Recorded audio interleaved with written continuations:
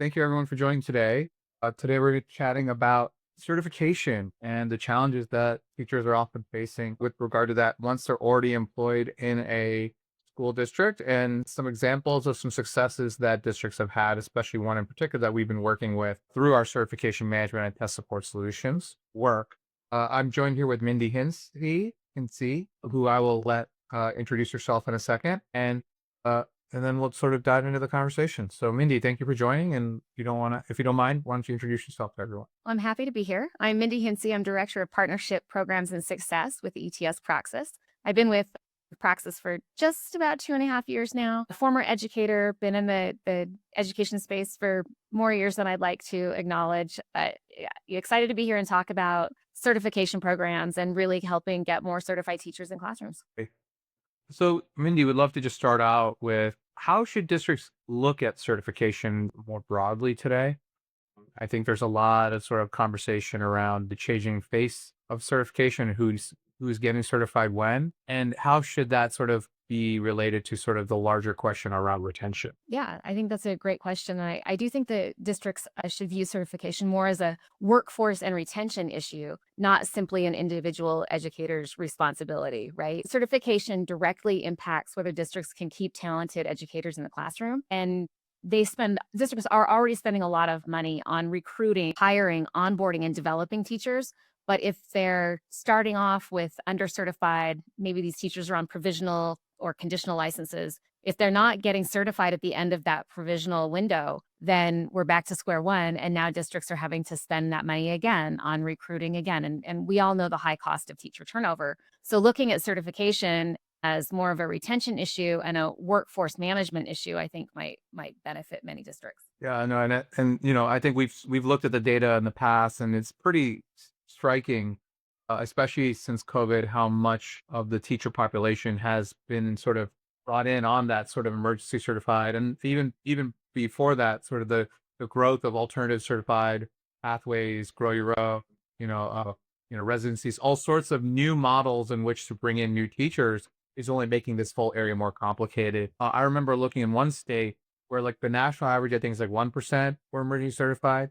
That state, it was like 1 out of 20, so 5%. And then in certain parts of the state, it was up to like 20%. So 1 out of 5 teachers were like on some sort of like non-permanent licensure like modality. And so we really sort of see this sort of area as an area that will only become more important, right, over time, as the diversity of pathways in which people become teachers only increases. Districts are going to have an increasing portion of their teachers not fully certified by the time they show up, right? And so I think you said it best around this sort of idea of individual educator responsibility. It is increasingly going to become a shared responsibility. I think we would never sort of put all the responsibility on the district either, but it will increasingly have to become a shared responsibility or shared effort. Right. And I think that for those teachers who are coming through traditional prep programs, it is a shared responsibility, right? They have an academic counselor, they have a career counselor, and they have their professors.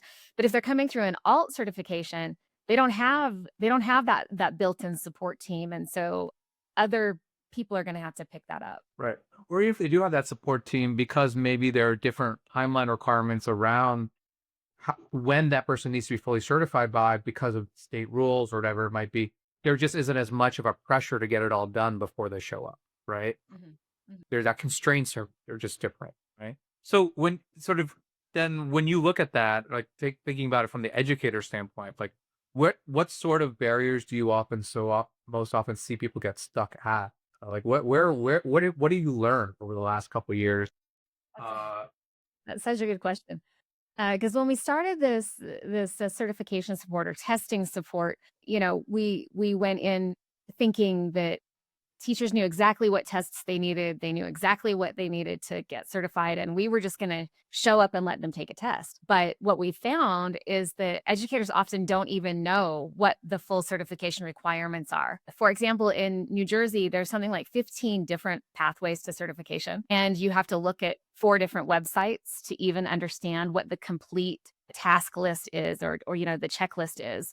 And that's overwhelming. That's overwhelming for a lot of people. So they encounter barriers earlier on than we thought they did. They don't know what tests they need to take. They don't even know what certification area they're going for. And so they don't necessarily get stuck just in one place. So they might know that first piece, but then moving down this pathway, then something else causes friction. Like, how do I register for a test? Where do I go? How do I find, is this test even available on the day that I have off? So sometimes it's understanding the requirements. Sometimes it's choosing the right test. Sometimes it's finding time to prepare. These are all full-time employed, adults that have lives outside of getting their certification. Sometimes it's access to the testing location or even knowing what to do if they don't pass. So I think the challenge really is the accumulation of friction. It's not a lack of commitment though. That's one thing I can for sure say is that it is not a lack of commitment or desire. I love that phrase, accumulation of friction. It's like the death by a thousand paper cuts type of sort of Yes. thing. It's rarely ever just one thing. It's just,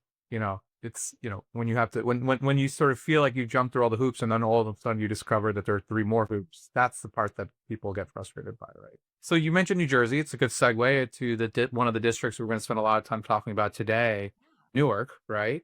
So why don't you sort of walk through that one? Because that one actually is a pretty interesting use case. It's not, we just talked a lot about emergency certification, provisional certification, but actually that's not what they're using for. So we'd love to, and just so people know, we're actually going to have another webinar with Newark themselves later this year. And right now it's likely to be late September. So keep an eye out for that conversation. We're just unavailable for today's time. So we'll definitely send a note out for that. And we encourage you all to attend that webinar as well. But Mindy, if you want to just maybe give people a little bit of background around Newark. Yeah, and I'll do my best to represent what they're doing well, but really tune in for in September when we meet with them because they'll have much better information than I do. But if you don't know, Newark Board of Education is one of New Jersey's largest school districts. They serve about 40,000 students, and educator development is a strategic priority for them. And that's what that investment has created for them is a program that they call Pathways to Teaching, that it also includes educator mentorship, leadership development, and certification support, all geared at retaining this teaching workforce. The teachers or the educators that are in the Pathways to Teaching program are all substitute teachers who are looking to achieve full certification, which I think is brilliant and really leaning on their community for a grow your own program. They have a lot of capable educators, paraprofessionals who are wanting to transition as well. The process itself, though, to get certification has really been difficult for them. Part of that is because they have limited resources internally, whether that's staffing, technology, any of that. And then just the amount of manual paperwork or monitoring because things are in disparate systems. They don't have a single pane of glass as a dashboard to track this. And a lot of the responsibility for just, after their initial meeting with these educators and saying, okay, here's the certification area that you're going for. These are the praxis tests that you need. It was kind of like, go get them, tiger, let the educator figure it out. And they were able to do some check-ins, but as every district, limited resources means limited outreach. So they found a lot of educators were struggling. So we were able to come in and help with the testing piece of it. And that's where we uncovered a lot of the lessons that I've learned over the last couple of years doing this around just the lack of understanding at the front end and some of those friction points that happen throughout the pathway. Great, great. And I love this. I love this sort of application of what we're doing because when you think about the substitute sort of pipe-like community, historically, that wasn't an area that districts would look to for full-time teachers, right? Because if you looked at if you surveyed substitutes maybe a decade ago, or it was like they were substitutes by choice, or they were substitutes because that's what they wanted to do. That it was maybe a supplemental income source, or they prioritize the flexibility, whatever it might be. But I remember speaking with somebody at an organization called Subschool, who's now more recently part of National Center for Grow Your Own. Shout out to David Donaldson, that whole crew over there. And I think their most recent survey, I think it's like more than a third of subs that they poll want to become full-time teachers. So if you think about the size of the substitute community in this country, that's a meaningful potential area to sort of upskill and provide a pathway to full-time teaching, especially given how serious the shortage is in so many areas. So it's super interesting and super awesome that Newark identified that, especially as an urban school, a school that probably has enough brand recognition to still get like new teacher job applicants and other things. But they're like, no, no, no, we need to be creative, we need to be innovative, and we need to sort of tap into a population of people that historically have been sort of overlooked when it Mhm. comes to solving our teacher challenges. And I think, remind me, they're looking to upskill these substitutes into like high need areas. Isn't that right? Right. And it's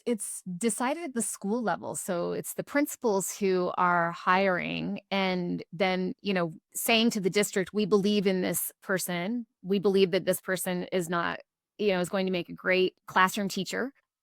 And the program's not for everyone. There are still, short-term substitutes. There are still per diem substitutes in Newark District. These are just teachers that principals have specifically identified as, wonderful potential full-time teachers. So what does it look like? What does it look like from our perspective on engaging Newark and sort of helping them? Like, what does the current state look like? And then we can talk maybe about what we want the future state to look like more generally with Yeah. districts around this space. So But what have we been doing with specifically? yeah, I think that what we've been doing in the current state is providing a little bit of guidance up front on what tests do you need. Now, on the Praxis website, anybody can go in and search for their state requirements. They can look at their certification area. But we've been having to help some of these teachers with even understanding what certification area.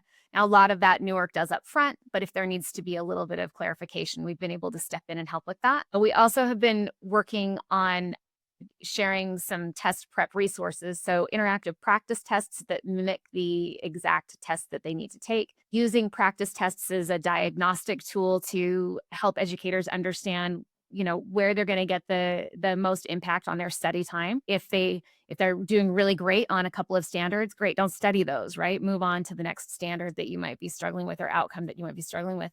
And then I think one of the coolest things that we do, this is one of my favorite things to talk about, it's a pop-up test center. So as I mentioned earlier, sometimes even finding a test location or arranging transportation to get there or figuring out where parking is a barrier that's really difficult to overcome. So what we do is bring the testing experience to the district. So we send all the computers, the station equipment, on-site tech support, on-site proctors. We set it up. The district just provides us a space and tables and chairs, and we do the rest. Now with Newark, because there is such a large number of teachers that we're working with, they're also helping us out with providing some proctors and some people who can help us check in everybody, secure belongings, and it's really a team effort. We did 4 of these last year, and at our largest one, we tested over 120 people in one day, which in my opinion is just absolutely incredible. So that's my favorite thing to talk about. Yeah, no, I love that. And where do you see where do you want to take this? And where like I mean, we've talked about this idea of can we go bigger? Yeah. Where do we see this going? Yeah, my vision for certification support is really leveraging the best of both worlds when it comes to AI and humans. I don't think that AI is ever going to be able to replace teachers. I don't think that it should. And I also don't think that it should replace human interaction through any of these processes that teachers are struggling with or where judgment needs to be made. So, we're envisioning some type of a certification coach, AI enabled, who can have a conversation with teachers and understand really what area of certification they need, guiding them through the requirements of that particular certification, and then providing nudges and prompting and support along the way. One of the struggles that Newark has, like I said earlier, limited staffing, limited resources. So if you're trying to manage 350 teachers or more through a certification program, you can't do an individual touch point with each of them throughout the year. That's just not possible. So if we can leverage AI to notice things like, hey, Vinay, I noticed you haven't submitted a practice test this month. Which one are you working on? Or do I need to connect you with a coach? Is there somebody else who can help you? And really take some of that kind of routine check-in and also analysis. Right now, if Newark were trying to discern who is participating in all of the activities that they've provided or are supporting their teachers with, there's just no way to do it. There's no single dashboard that says, oh, this person has done this many online test prep modules, and this person has done this many practice tests, or this person has done this much coaching on their own. They don't have that. And so there really needs to be, and in my opinion, AI is the best option for that, because they can, AI can recognize the patterns easier than we can when we're talking about, large data sets like that.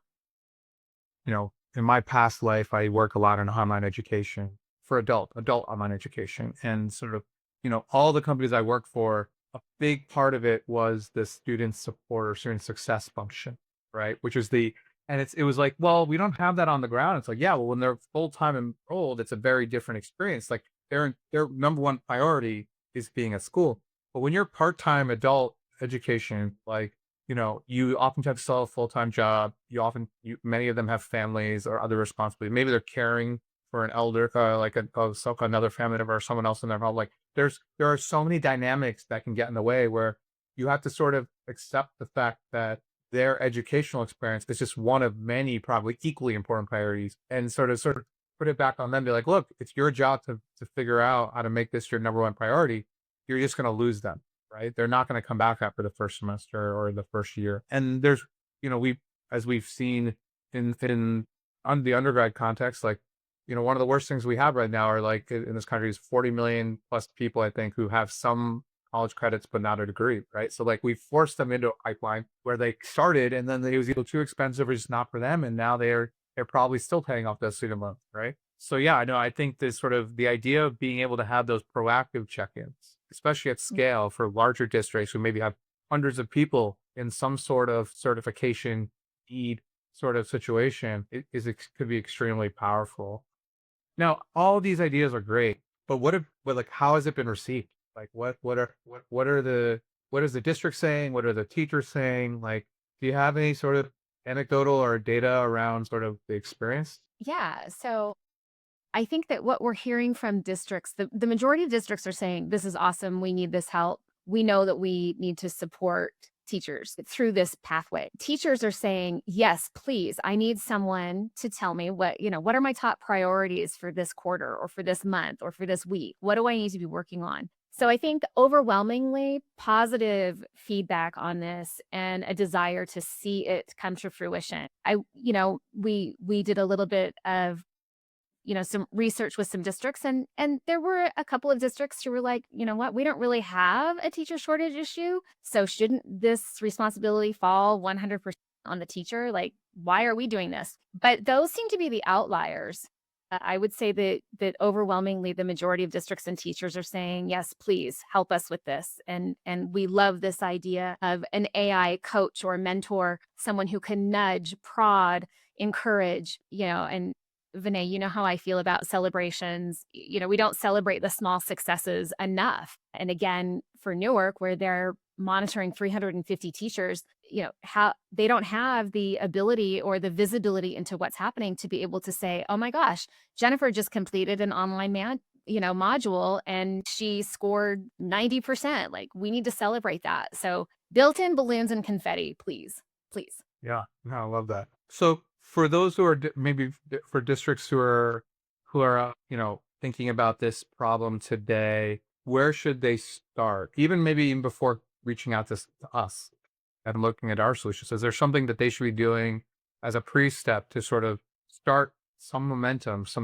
going back to small wins, a small one that they can put on the board now to really sort of help this population be successful? Yeah, I would start by mapping the educator experience. What is it that your teachers have to do to get through certification? Maybe choose one pathway where you might have, maybe most of your teachers who are on emergency or provisional or conditional licenses, whatever they're called in your district. Maybe the majority of them are elementary ed, or maybe the majority of them are special education. Just map that pathway, really understand what it takes for the teacher to do that. And then ask yourself, if you were an educator entering this process tomorrow, would you know what to do? So, and I think then a practical step might be creating, some type of centralized view of what the educator process or progress is. Maybe requiring them to check in with a web form or, an email.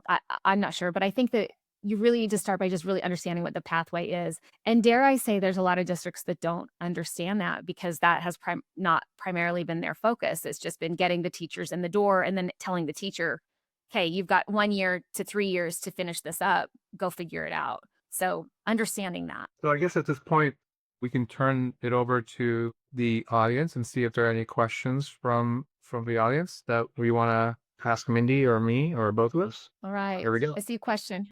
How should the district support educators who have attempted a required assessment multiple times? Lindsay, that's a great question. And, my advice might be having them take a true diagnostic test. And there are a lot of test prep providers out there that have these that can really zone in or, really hone in on is the issue that the teacher doesn't have the content knowledge skills, or is it that they don't have the test taking skills? A lot of educators in this alt route to certification might not be the best test takers, right? It might have been a long time since they've been in school. They might not have been super successful at test taking in the past. So really figuring out, is it the content knowledge or is it the test taking skills? And we've got solutions for both. So that's what I might recommend. Okay, Melissa, how can smaller districts provide meaningful support without a large certification team? Well, I think that's where ETS Praxis can come into play and help you out. But I think it's a great question, and I don't know that I have a good solution for it. Again, maybe starting with mapping out that the pathway so that you fully understand what the requirements are, and then designing a way for teachers to check in or keep track of what those requirements are as they complete them. But that's a challenge, Melissa, I think that we're seeing across the board, not just with smaller districts. Mindy, I guess before we wrap today, is any sort of like single words of or single lines of wisdom or takeaways you'd want people to sort of come away from this webinar with before we sign off? Yeah, I think you don't need a large team. I'm going to take that back. I think that my word of wisdom is you don't need a large team, but you do need a good process. I think that communication, shared tracking, and structured milestones can help. And I think, looking at not just the entry point friction piece, but where there could be friction along the way. As I said earlier, it's the accumulation of friction that causes the dropout or the resignation, and celebrate every small win. Yeah. I love that. No. So it's like the understanding what the journey is, the accumulation of friction, and then celebrating the small one. Well, Mindy, thank you again for your time today. I think it was just super enlightening, and like we said before, we will be having sort of almost like a follow-on version of this webinar in late September with Newark to talk about their experience directly. So please keep an eye out for that if today's conversation piqued your interest. And we look forward to talking to you all again. We do have our final summer series webinar on the 2nd, focusing on sort of like the political landscape, like of education, with our colleague Monica Bean, who leads our educational partnerships group. And so we're looking forward to that. And we look forward to hearing from you all either before or after that. So thank you again, and talk soon. Thanks. Bye.